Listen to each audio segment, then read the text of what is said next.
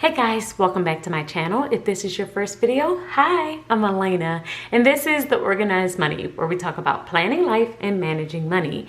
In today's video, we are going to dive into my 5 steps for setting up my monthly budget. So I've made a couple of changes to how I process my budget on a monthly basis, so I wanted to jump on really quick while setting up my budget for the month of July. First, if you've never seen my budget planner, it is an undated 12-month planner that I created on my own. If you're interested in it, you can check out the description box below. I do sell it in my Etsy shop. I use this planner every single month in order to set up and keep track of all of my numbers for my budget.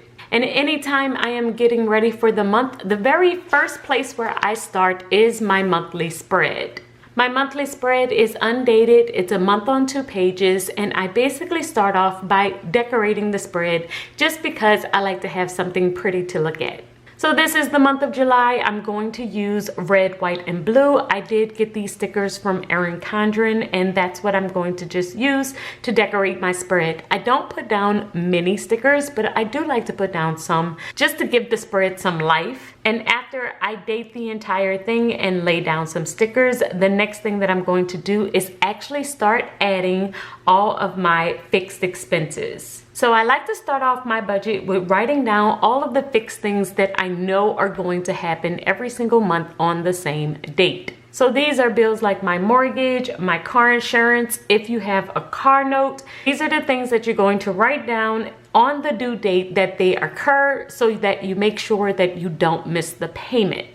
This would also be the time that I would color code certain expenses if I was paying them per paycheck, but currently we are paying our bills for the entire month. I do currently do my bills 1 month ahead. If you haven't seen that video on how we got 1 month ahead, I will leave that linked above in case you wanted to catch that one after this one.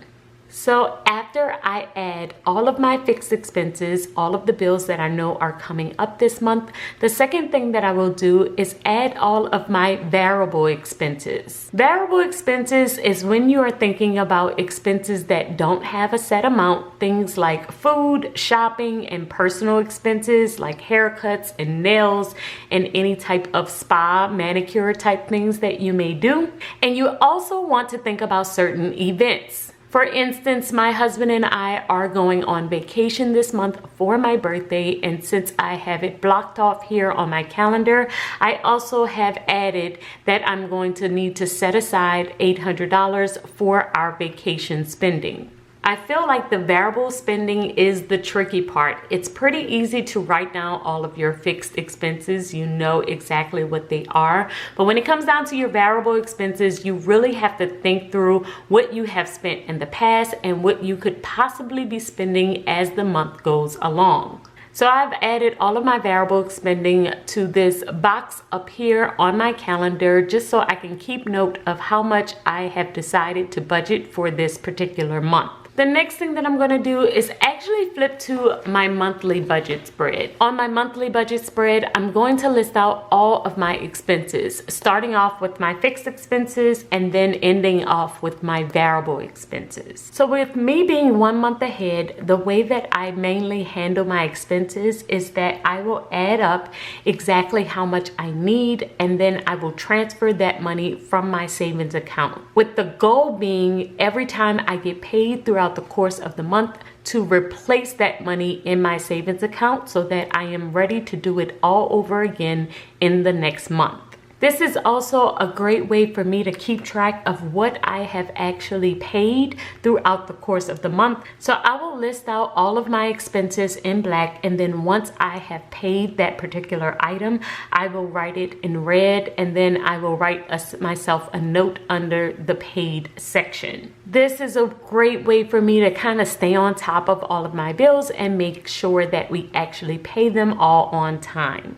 After I filled out my monthly budget, the next thing that I will do is move over to my trackers. The first tracker that I look at is my long-term savings account. My long-term savings account is our emergency fund. The goal for this emergency fund is to have 6 months of savings in this account. Currently, we have about 3 months in here, and I like to keep track of the starting balance at the top, and then anytime I make any deposits or withdrawals, I will basically keep track on this sheet here. So I just put in the starting date, and then I have the balance up here, but if I make any deposits, I will keep track down here and keep track of the updated balance. I also make notes to myself on this sheet if I have made any withdrawals, why we made that withdrawal, what possibly could have happened that caused us to do so. The next tracker that I have on here is my short-term savings tracker, or my sinking funds tracker. My short-term savings account, also known as my sinking funds account, also known as my 1 month ahead account,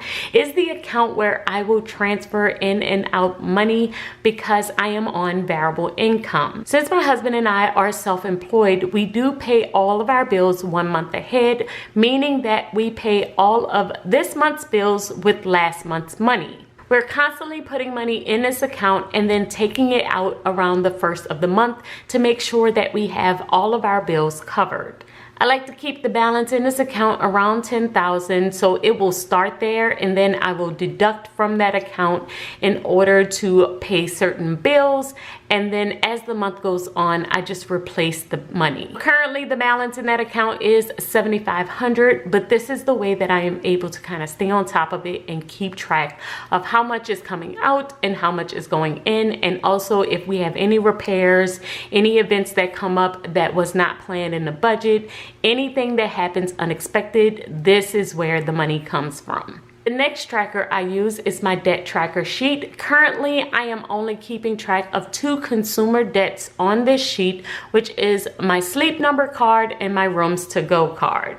We just finished renovating our house, and these are the 2 bills that we have left to pay off. They both are currently running at no interest, so I'm kind of taking my time paying them off because I know that I don't have any interest currently. I'm paying more than the minimum balance so that I can pay it off well before the interest would actually kick in, but this is just a way for me to kind of stay on top of how much is actually owed and the balance that is due. And those are the 3 trackers that I keep on a monthly basis: my long-term savings, my short-term savings, and my debt tracker sheets. The 5th step to my budget setup is setting up my expense tracker. So my expense tracker is a tracker that I keep at the back of my planner in order to keep up with any variable spending that I do throughout the month.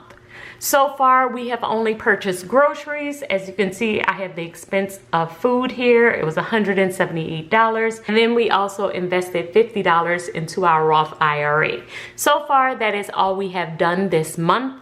But this is the place where I will keep track of all of the variable spending that I do. And then I will add up all of my categories at the end of every single week so that I can see how much we have spent under each category and make sure that we're sticking to the monthly budget numbers that we actually set. And that is my 5 steps to setting up my monthly budget. If you wanted to go deeper into this topic and get more info on how I do this exact process, make sure that you check out my Budget on Paper course. It is linked in the description box below. You get a full download of my budget planner, and I walk you through step by step how I have completed each one of these sections and how you can set them up and use them for yourself. So guys, thank you so much for joining me, and I will see you in Wednesday's video. Until then, keep organizing your life so that you can achieve your dreams.